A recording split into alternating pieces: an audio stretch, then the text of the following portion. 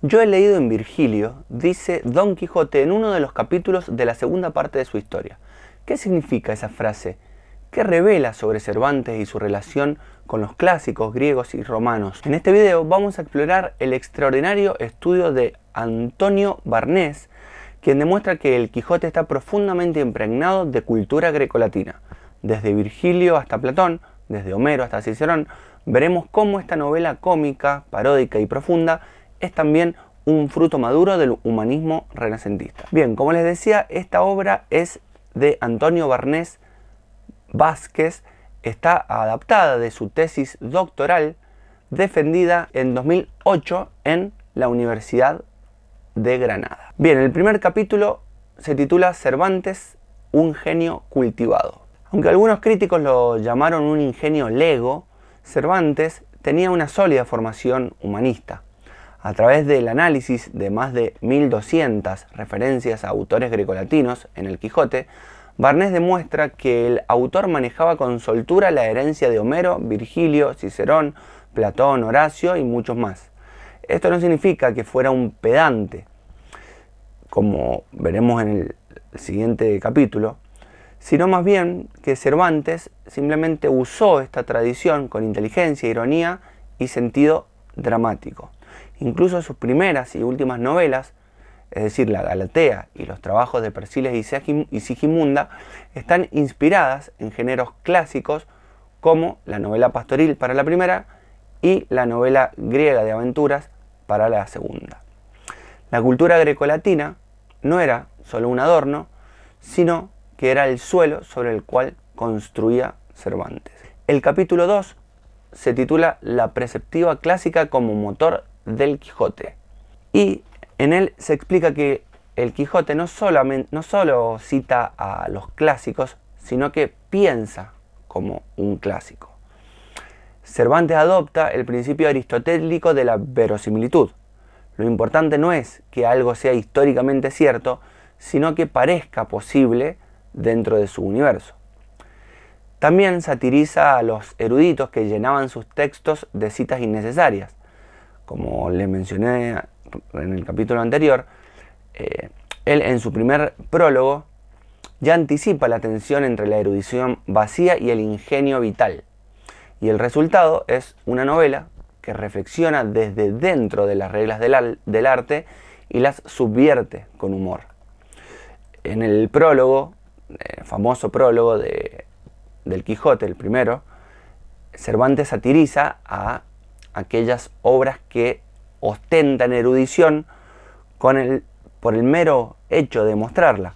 Y esto muchos lo han advertido como un ataque hacia Lope de Vega, que siempre él ponía innumerables listas de citas de autores clásicos. No necesariamente, digamos, en beneficio de la obra, sino simplemente como una mera muestra de erudición. El capítulo 3 se titula Un alegato contra la pedantería. Y como les decía recién respecto del prólogo de Cervantes, Cervantes siempre se burla de la pedantería, de los sabiondos que confunden conocimiento con sensatez.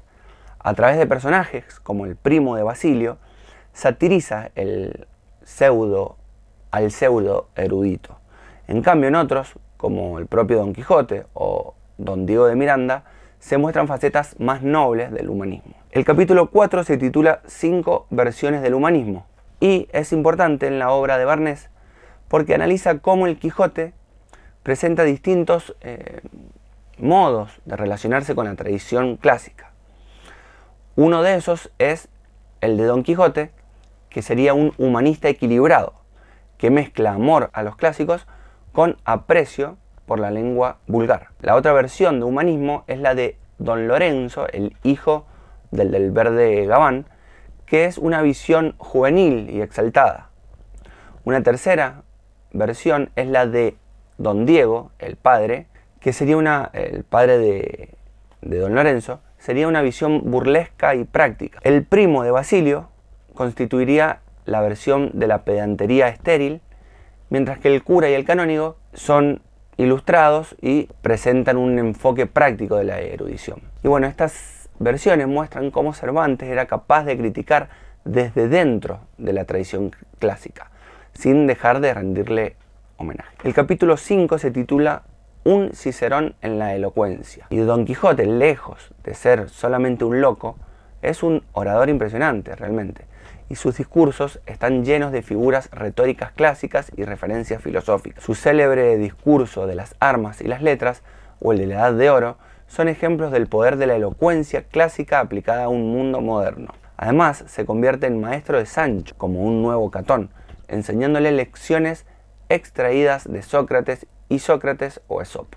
El capítulo 6 se titula Un caballero andante humanista. Don Quijote, como decimos, lee a los clásicos, los interpreta, los imita, incluso en su locura. Identifica a Dulcinea como una idea platónica, invoca a Alejandro Magno o a Sileno como referentes y defiende su misión con argumentos inspirados en el mito de la Edad de Oro. Cuando no encuentra modelos en la caballería, los busca en la antigüedad greco-latina. Digamos que es un loco, sí, pero un loco erudito, con biblioteca. El capítulo 7 se titula Cogido le tengo y trata sobre Sancho Panza y la sabiduría popular. Sancho comienza como un rústico analfabeto, confundiendo a Censorino con Sonsorino y a Esopo por Guisopete, pero poco a poco se va transformando. Algunos hablan de, no es el caso de Barnés, pero se habla de la quijotización de Sancho. Entonces aprende de su amo, de su experiencia y de la observación también. Y cita incluso, sin saberlo, de tanto contacto que tiene con Don Quijote, cita sin saberlo a veces a Aristóteles, Séneca, Tito Livio y otros. Su evolución muestra cómo la sabiduría popular puede armonizar con la tradición clásica. El capítulo 8 se titula Las voces del narrador. Y como se sabe, Cervantes no tiene un solo narrador, sino muchos. Juega un poco con la verosimilitud y la parodia, introduciendo voces como la de Cide Hamete Benengeli y utilizando referencias clásicas para generar ironía. Un ejemplo sería, al comenzar el episodio del retablo de Maese Pedro, el narrador parodia un pasaje trágico de la Eneida, pero para presentar una escena cómica con marionetas.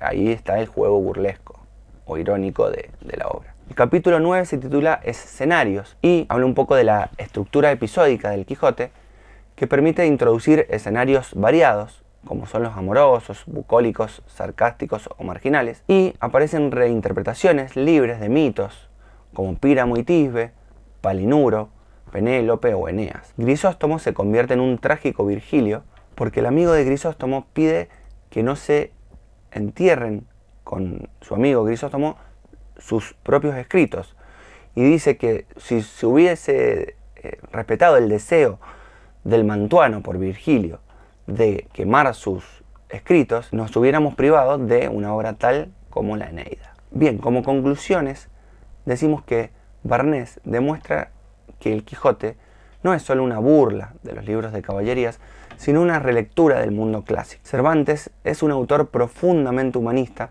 pero no dogmático. Usa los clásicos con libertad, inteligencia y humor. El Quijote es una obra barroca, paródica, irónica, y al mismo tiempo profundamente sabia. Una novela que ríe y piensa al mismo tiempo. Una obra que transforma la herencia grecolatina en algo nuevo.